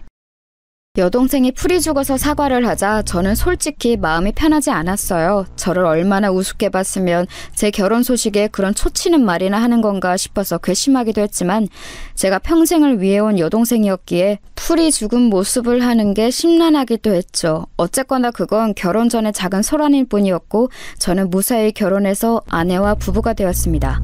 그리고 엄청난 곳에서 신혼생활을 시작하게 되었죠. 아내의 본가에서 살게 된 거예요. 한남동의 저택 말입니다. 장인어른과 장모님께서는 이제 부산 쪽에 마련해 놓은 고즈넉한 전환주택에 내려가 사시겠다며 하시며 살림살이를 빼셨어요. 저희 부부에게 그 집을 내어주신 거예요. 제가 생각하기로는 장인어른과 장모님뿐만 아니라 다른 온 가족이 같이 살아도 될 만큼 큰 집이었는데 달랑 둘이서 살게 된다니 믿어지지가 않았습니다. 장인어른과 장모님이 나가시던 날이었는데 배웅을 하려고 서 있던 저에게 장모님이 갑자기 망설이는 얼굴로 다가오시더니 이렇게 말씀을 하셨어요. 우리 막내딸 세연이가 가끔은 좀 예민하게 굴어. 금세 몸이 피곤해지는 스타일이거든. 에너지가 적어서 그런 거니까 우리 박서방은 그런 줄 알고 이해를 잘 해줬으면 좋겠어. 네, 알겠습니다. 걱정하지 마세요. 제가 앞으로 잘하겠습니다. 저는 거침없이 약속을 드렸지요. 한동안은 아내와 함께 저희 취향으로 집의 곳곳을 새로 꾸미고 그러느라 정신이 없었고 너무 즐거웠어요. 그런데 2달 정도가 지나자 금세 보이기 시작한 건 아내가 까다롭다는 점이었습니다. 집에 일하러 오시는 분이 한 분 계셨는데 아내는 그분이 청소를 하지 않는다고 주장했어요. 그러나 집은 깨끗했거든요. 그럼에도 아내는 그분이 아무런 일을 하지 않는다며 기어이 자르고 말았습니다. 제가 입는 옷에 대해서도 지적을 해댔어요. 옷에 그 주름들은 뭐야? 어깨 부분이 지저분해 보이잖아. 왜 후줄근하게 입어? 우리 결혼 전에는 안 그랬잖아. 내가 너무 편해진 거야? 아니야, 절대 그런 건 아니고 집에서 입는 옷이니까 어쩔 수 없이 조금 구겨진 건데 보기 싫으면 갈아입을게. 그러면 보통 갈아입으라는 말까지는 안 하잖아요. 하지만 아내는 저보고 당장 갈아입으라고 했습니다. 저보고 난닝구나 메리아스라는 말도 쓰지 말라고 했고 사각 속옷도 입지 말라고 그랬어요. 아침마다 언젠가부터는 몸무게를 재라고도 시키더군요. 별것 아닌 것 같았지만 저는 왠지 점점 숨이 막혀왔어요. 아내는 밥을 먹다가 아주 작은 날파리가 밥상 위를 지나가는 것을 보자 비명을 지르면서 싱크대로 수저와 젓가락을 집어던지기도 했습니다. 화가 나서 미치겠다며 밥을 더 먹지도 않았어요. 이런 아내의 기행은 나열하자면 끝도 없었는데 그중에서 제일은 밤에 일어났어요. 처음에는 몰랐는데 새벽 2시가 되기 직전이면 아내는 꼭 일어나서 어딘가로 향했습니다. 그냥 조용히 가면 제가 영영 몰랐을지도 모르겠어요. 하지만 귓가에 히히 웃는 소리가 들려서 문득 알게 됐던 거예요. 아내가 소름 끼치게 웃는 소리를 내며 방 밖을 나가 향하는 곳. 저는 그곳이 직감적이므로 지하실임을 알았습니다. 아내가 개인 자물쇠를 달아놓은 곳이었고 저한테는 얼씬도 못하게 한 곳이었어요. 결혼한 이후로 하도 신경을 써서 저는 살이 3달 만에 6kg나 빠진 상태였는데 밤마다 아내의 소름 끼치는 기행도 이어지자 미칠 지경이 되었습니다. 그런데 아내가 새벽에 나가면서 침실 문을 꽉 닫는 게 문제였어요. 그 문은 오래되고 살짝 문제가 있어서 꽉 닫혀있는 상태에서 열면 소리가 크게 났거든요. 조용한 새벽에는 그게 울려 퍼질 게 분명했습니다. 몰래 지하실을 확인하고 싶기는 하고 따라갔다가는 들킬 것 같고 고심하던 저는 여동생에게 도움을 청했죠. 처음부터 제 결혼에 의구심을 품었던 여동생이라면 왠지 그럴싸한 의견을 줄 것 같았어요. 민망함을 무릅쓰고 연락을 했고 제 이야기를 다 들은 여동생은 우선 깜짝 놀라더니 조언을 주었습니다. 침실에서 몰래 나가는 게 어려우면 다른 공간에서 잠을 자는 걸로 하라는 것이었어요. 침실 근처의 다른 방에서 자다가 아내가 일어나 지하실로 가는 기척에 들려오면 그때 살며시 나가서 뒤를 밟는다는 계획이었습니다. 간이 서재를 쓰고 있는 방이 안성맞춤이기는 한데 몰래 나가서 지하실까지 가보는 건 가능하겠지만 그러다가 들키면 어떡하지? 나를 발견할 가능성도 무시 못해. 그때는 그냥 자다가 목이 말라서 나왔다고 할까? 그런 식으로 아무렇지 않게 둘러대면 되지. 자다가 깨서 침실로 가봤는데 당신이 침대에 없길래 대체 어디 갔나 싶어서 찾아다닌 거라고 둘러대. 그 핑계라면 자연스러워서 의심을 안 받을 것 같아. 고맙다 정선아. 내 와이프가 제발 그 지하실에서 아무것도 안 하고 있기를 바란다. 그냥 혼자 새벽에 거기서 만화를 그린다든지 숨겨놓은 비싼 간식을 먹는다든지 그런 거였으면 좋겠어. 저는 간절하게 희망했습니다. 정말 만약에 아내가 이상한 짓이라도 그곳에서 하고 있는 것이라면 그걸 알게 된 이후에 제가 어떻게 반응하고 행동해야 할지 조금도 알지 못했기 때문입니다. 작전 개시를 하기로 한 날 저는 침실과 한 복도를 쓰는 간이서재에서 잠을 청했습니다. 아내에게는 컴퓨터로 작업할 게 너무 밀려서 그걸 하다가 간이선재의 소파에서 잠을 자겠다고 했어요. 목이 뻐근해서 소파 팔걸이 같은 높은 베개를 하루 베고 자면 좋을 것 같다는 말도 덧붙이자 아내는 별 의심 없이 고개를 끄덕였습니다. 제가 작정하고 천연덕스럽게 말을 잘한 효과였죠. 저는 컴퓨터 타자를 오래 두드리며 작업하는 척을 하다가 이내 소파에서 잠이 든 척을 시작했습니다. 시간을 보니 새벽 1시 정도였죠. 혹시 잠에 들면 어떡하나 싶어서 제 스스로에게 잠들면 안 된다고 타일렀는데 긴장이 돼서 그런지 정신이 아주 또렷했습니다. 그리고 예민해진 저의 감각에 미세한 소리가 잡혔습니다. 아내가 침실을 나온 것이었어요. 저는 숨을 죽이고 담요를 푹 덮은 채 곤히 잠든 척을 했습니다. 잠시 후 아내가 간이서재 안으로 살짝 발을 들이는 소리가 들려왔죠. 제가 자는 모습을 확인하는 것이었어요. 저는 곤히 잠든 척을 이어갔고 아내가 멀어지는 소리가 살짝 들려오자 그때서야 눈을 떠봤습니다. 시간을 확인했더니 새벽 2시가 되려던 참이었어요. 저는 얼른 준비한 수면 양말을 신었습니다. 걸을 때 소리가 나지 않게 하려고 여동생과 함께 떠올려낸 거였죠. 수면 양말을 신은 채로 조심스럽게 간이서재 밖을 나갔습니다. 참고로 침실은 그 복도의 가장 안쪽에 있지만 간이서재는 복도의 끝에 있어서 나가자마자 계단과 가까웠습니다. 저는 조심스레 계단을 내려가면서 지하실 방향부터 살폈죠. 아주 천천히 저는 지하실 쪽으로 향했고 그쪽에서 미세한 불빛이 새어나오고 있었으므로 어둠 속에서 그곳을 가는 건 전혀 어렵지 않았습니다. 아주 지척으로 가까워졌을 때 저는 긴장감으로 침을 꿀꺽 삼켰고 살짝 열려있는 지하실의 문틈 사이로 한쪽 눈을 들이밀었어요. 죽는다. 반드시 죽는다. 그리고 숨을 삼켜야만 했습니다. 아무 소리도 내지 않기 위해서 일시정지한 채 눈에 들어온 광경을 보고 믿을 수 없어 했지요. 어둑한 전구 하나만 켜놓은 지하실, 그곳에는 낮은 천장에 두꺼운 전개줄 같은 게 걸려 있었고 그 줄에다가 안에는 노끈을 매달아 놓았습니다. 숟가락의 모양을 뒤집어 놓은 것 같은 모양새, 그게 어떤 건지 단박에 알 수 있었죠. 사람이 목을 탈 때 잡는 모양이었어요. 그 모양을 노끈으로 작게 2개를 엮어서 전깃줄에 달아놓은 안에는 그 작품 2개에다가 각각 사진을 붙여놓았습니다. 저는 어렴풋이 그 사진의 주인공들을 보고도 분간해낼 수 있었어요. 왜냐하면 사진 한 장의 주인공이 바로 아내의 전남편이었기 때문입니다. 다른 사진의 주인공은 여자였는데 보나마나 그 전남편이 재혼한 여자였지요. 아내는 마치 그 2 사람이 목을 매달아 죽은 것처럼 그렇게 행해놓고는 계속해서 웃으며 죽는다고 주문을 외우고 있었습니다. 반드시 죽을 거라고 중얼거리면서 자기 전 남편의 사진을 보며 캑 소리도 내더군요. 목이 졸리는 것 같은 소리 말이에요. 몇 번이고 캑캑거리더니 만족스러웠는지 낄낄 웃어댔습니다. 그 2 사람이 죽었으면 하는 의도로 저러는 게 분명했기에 저는 식은땀이 나기 시작했는데 더 놀라운 건 다음 순간이었어요. 옆으로 걸음을 옮긴 아내가 웬 인형을 집어들었습니다. 제법 크기가 되는 곰인형의 배에는 사진이 붙어 있었고 저는 그게 아내의 아들일 거라고 확신했어요. 아내는 곰인형을 품에 꼭 안으면서 웃었습니다. 우리 애기 잘 자. 엄마가 자장가 불러줄게. 뭐 불러줄까? 어떤 게 좋아? 응? 그 모습을 보자마자 소름이 쫙 돋았어요. 대체 이 상황이 다 뭔가 싶어서 정신이 아득해질 때였습니다. 곰인형을 내려놓은 아내가 갑자기 벽으로 가더니 자기 이마를 대고서 가만히 섰습니다.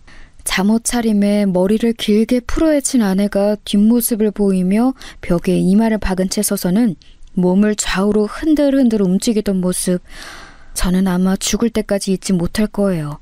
아주 작게 콧노래를 부르면서 몸을 계속 좌우로 흔들더군요. 그러더니 중간중간에 죽는다, 반드시 죽는다 이런 소리를 해댔습니다. 저는 숨소리가 새어나갈까봐 입을 꽉 다문 채로 한 걸음 뒤로 물러났어요. 전신이 오싹오싹한 게 소름이 가시질 않고 있었지만 지금 당장 힘을 내서 방으로 돌아가야만 했습니다. 아무 소리도 내지 않고 계단을 올라가는 동안 울고 싶을 지경이었어요. 평생을 믿지 않았던 신께 빌었습니다. 제발 무사히 방까지 가게 해달라고 말입니다. 한겨울도 아닌데 온몸에 소름이 돋아서 한기를 느낀 채로 저는 침실까지 도착해서 침대에 누웠습니다. 떨면서 누운 채로 제가 본 것을 떠올려 봤지요. 믿을 수가 없었어요. 사람이 목을 매다는 것처럼 그런 모양새로 노끈을 작게 엮어서 거기에 사람 사진을 각각 붙여놓고 죽는다는 소리를 주문처럼 외우고 있었다니. 곰인형에다가 자기 아들 사진을 붙여놓고서는 자장가를 불러준다고 하지를 않나. 아니 솔직히 그것들보다는 벽에 이마를 대고 가만히 서 있다가 몸을 좌우로 흔들어댔던 것이 가장 무서웠습니다. 제 아내라는 사람이 그런 사람이라니 소름이 돋았어요. 그리고 바로 그때였습니다. 아내가 방으로 돌아왔어요. 저는 그 소리를 듣자마자 최선을 다해서 자는 척을 시작했죠. 이윽고 아내가 천천히 걸음을 옮기더니 침대의 왼편으로 와서 저를 빤히 내려다보는 게 느껴졌습니다. 와, 미칠 것만 같았어요. 그러더니 이런 중얼거림이 들려왔죠. 어라? 여기에 있었네? 그때 아차 싶었습니다. 저는 간이 서재에서 자고 있었으니 아내는 자기가 지하실에서 기행을 벌이고 온 다음에 갑자기 제가 침실에 있는 것이 뭔가 이상하게 느껴진 모양이었죠. 간이 서재로 들어갔어야 했는데 하도 정신이 없어서 침실로 와버린 제가 바보 같았습니다. 이미 벌어진 일, 최선을 다해서 가만히 있는 수밖에 없었어요. 필사적으로 자는 척을 하고 있는 저에게 아내가 말했습니다. 야, 너 지금 안 자고 있지? 저는 소름이 돋아난 채로 가만히 있었고 아내는 또 히히 웃었어요. 저는 신께 빌면서 속눈썹 하나 까딱이지 않으려고 노력했습니다. 저는 제법 건장한 남자였고 아내는 제가 마음먹으면 제압할 수 있는 상대였는데 그럼에도 엄두가 안 났어요. 근본적으로 아내가 기이하게 비정상인 상태임을 알아차리자 맞설 대상으로 느껴지지도 않았습니다. 제가 용을 쓰며 자는 척을 이어가고 있을 때 아내가 저에게 얼굴을 가까이 대왔어요.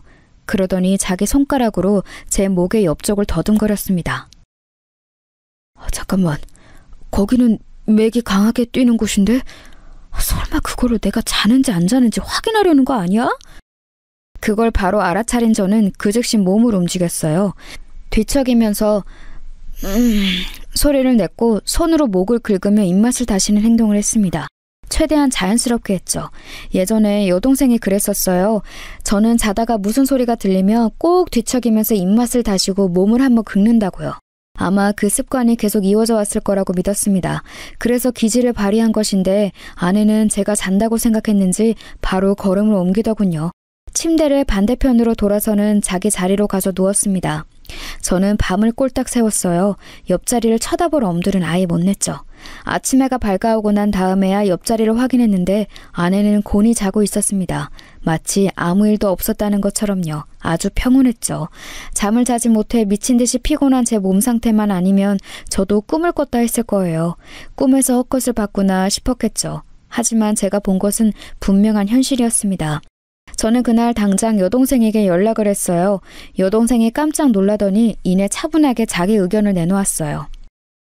오빠, 그건 그냥 특이하다고 넘길 일이 아닌 것 같아. 보통의 일반 사람들이라면 그런 짓 절대 안 해. 그동안 새언니가 보여준 모습도 있고 이건 아무래도 심각한 문제가 있는 모양인데 그런 거라면 가족들이 절대 모를 리가 없지. 처음부터 다 알고서 오빠랑 결혼시킨 거야. 인정하고 싶지는 않았으나 솔직히 저도 그렇게 생각을 하고 있던 중이었습니다. 아내에게 큰 문제가 있어서 저처럼 조건 떨어지는 남자라도 집안에서 결혼을 시킨 것으로 보였어요. 저는 장인어른과 장모님을 찾아뵈었습니다. 형제들 중 맞이인 처형의 댁에 잠시 놀러가 머물고 계신 와중이었기 때문에 자리에 처형도 있었어요. 당장 찾아뵙고 드릴 말씀이 있다면서 방문한 저를 의미심장한 눈길로 바라보고 있었죠. 어쩌면 제가 진실을 알아냈음을 이미 눈치채고 계셨던 걸지도 몰라요. 저는 이판사판이다 싶어서 정면으로 들이박았습니다. 제가 안 쓰는 휴대폰이 한 대 있습니다. 그 공기계로 집에서 간단히 휴대폰 게임만 하는 정도인데요. 어느 날 제가 실수로 동영상 촬영 버튼을 눌러놓고 자러 갔습니다. 거실 테이블에 세워진 채로 놓여져 있던 그 휴대폰에 다음날 보니까 이상한 모습이 담겨 있더라고요. 새벽에 집사람이 지하실로 내려가는 모습이었습니다. 진작 의심을 해서 뒤를 밟았다고 하면 역으로 공격당할 여지가 생길까봐 여동생과 머리를 맞대서 발휘한 기지였어요. 공기계라는 핑계를 댔죠. 그렇게 우연히 아내의 새벽 기행을 알게 되었다는 얘기를 하자 단번에 세 사람의 표정이 어두워졌습니다. 특히 장모님께서는 손을 살짝 떠시더라고요. 도대체 무슨 일로 그 새벽에 지하실로 내려가는 것인지 궁금해졌습니다. 집사람이 굳게 자물쇠로 잠가놓는 그곳에 무슨 비밀이 있는지 호기심이 생겼어요. 그리고 저는 알아내고 말았습니다. 지하실에서 본 것들을 말했죠. 그랬더니 장모님께서 짧은 신음을 뱉으시더니 앉은 소파에서 반쯤 혼절을 하셨습니다. 옆으로 픽 쓰러지셔서 처형이 얼른 장모님을 붙잡았어요. 저도 깜짝 놀랐는데 다행히 장모님께서는 의식을 아예 잃은 게 아니셔서 방으로 모시는 조치 정도만 할 수 있었습니다. 장모님께서 방에 들어놓으시고 장인어른께서는 담배를 찾아 잠깐 피러 나가셨어요.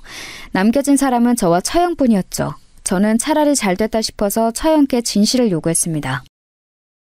집사람의 행동, 그건 그저 기이하다고 말하고서는 끝낼 수준이 아닌 것 같았어요. 그러니 처형께서 솔직하게 말씀해 주세요. 저는 집사람의 남편입니다. 알 권리가 있어요. 알 권리라... 네, 저도 그렇게 생각해요. 제부에게는 분명하게 알 권리가 있죠.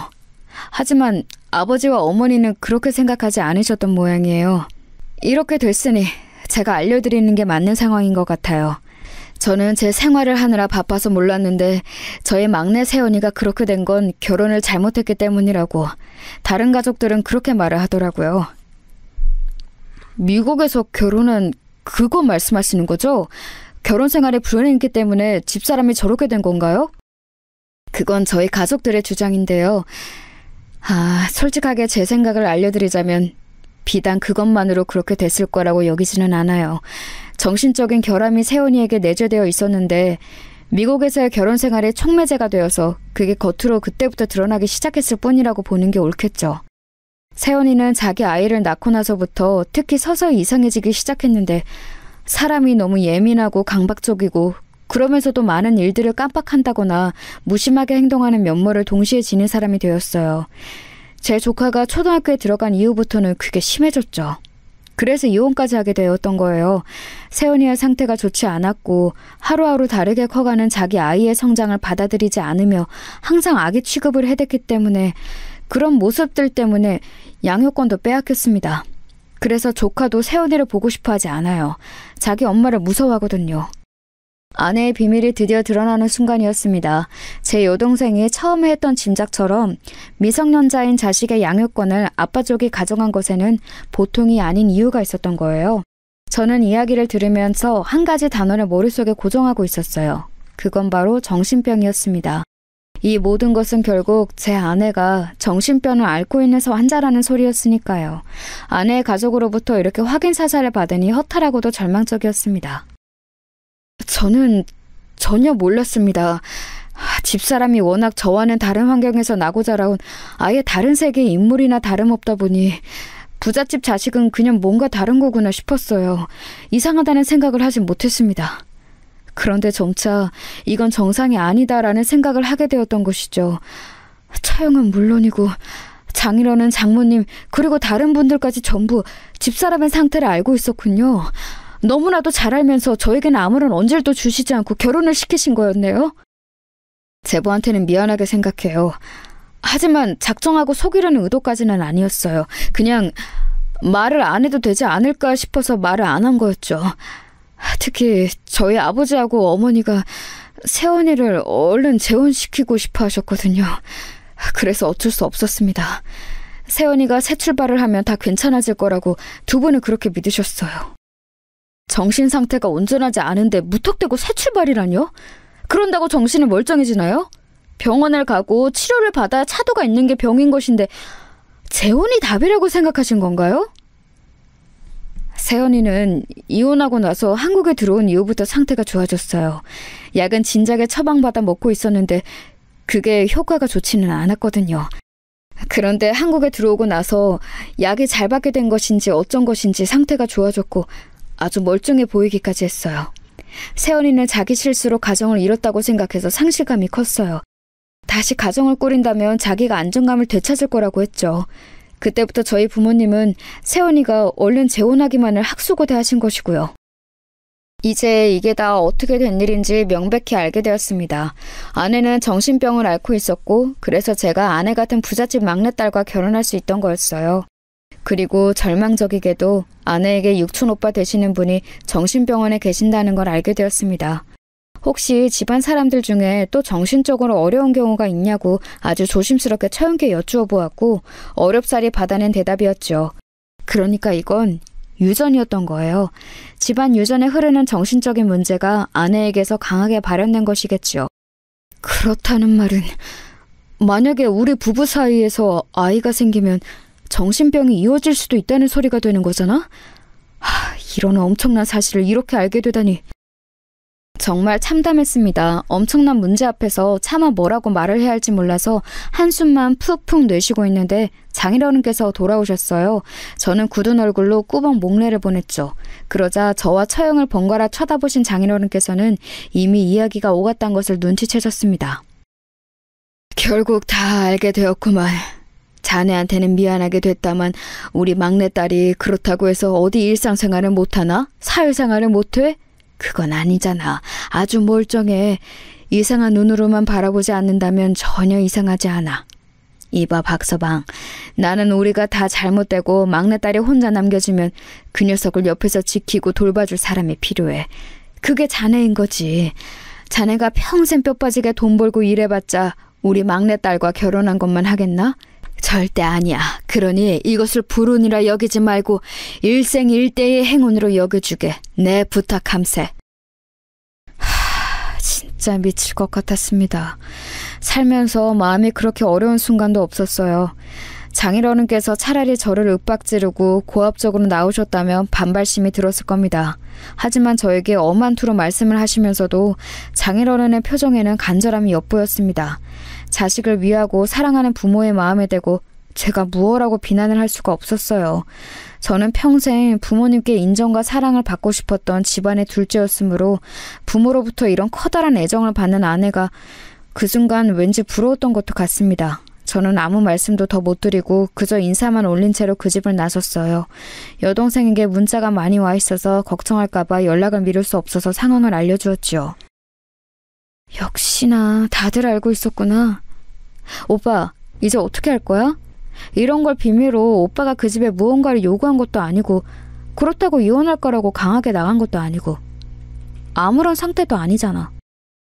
맞아, 아무런 상태도 아니야. 변한 것도 없는 것 같아.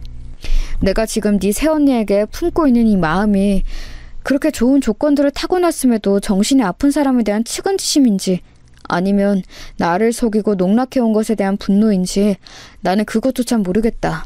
어떻게 해야 될지 모르겠어. 일단 지금은 그냥 지내보려고 해. 내가 지금 너무 답답하게구나. 아버지, 어머니 그리고 형한테는 아직 이런 걸 알릴 엄두도 안 나네. 오빠가 무슨 말을 하는 건지 나는 알 것 같아. 나는 오빠가 답답하다고 생각 안 해. 오히려 양심적이고 도의적이라고 생각하는 중이야. 오빠가 편한 대로 해. 나는 입단속 잘하면서 상황이 어떻게 되는지 기다리기만 할게. 제 여동생이라지만 정말 영특하고 진중한 것 같았어요. 여동생이 아니었다면 제가 이렇게 빨리 아내의 비밀을 정확히 밝혀내지는 못했을 거라는 생각이 들었습니다. 참 고마웠고 제가 열심히 키운 보람이 있더라고요. 저는 집에 도착해서 아내를 마주했어요. 아내는 아무렇지 않게 집안일을 하고 있었습니다. 새로 들여온 컵 세트를 정리하고 있더라고요. 분명 아침까지는 세상에서 가장 멀고 무서운 존재가 아니었는데 이제는 무섭지 않았습니다. 온갖 기이한 언행들도 가만히 돌아보니 무섭다기보다는 착잡하게 느껴졌죠. 저는 아내가 아마 차영으로부터 연락을 받았을 거라고 생각했어요. 그럼에도 모르는 척 구는 게 이제는 제 눈에 보였습니다. 여보, 우리 얘기 좀 할까? 나 오늘 장인어른 장모님 처형 다 만나 뵈었어. 그리고 다 들었어. 그러자 선반을 정리하던 아내의 손길이 딱 멈췄어요. 아무 행동도 안 하고 몇 초간을 그러고 있었죠. 그러더니 이내 웃으면서 저를 쳐다봤습니다.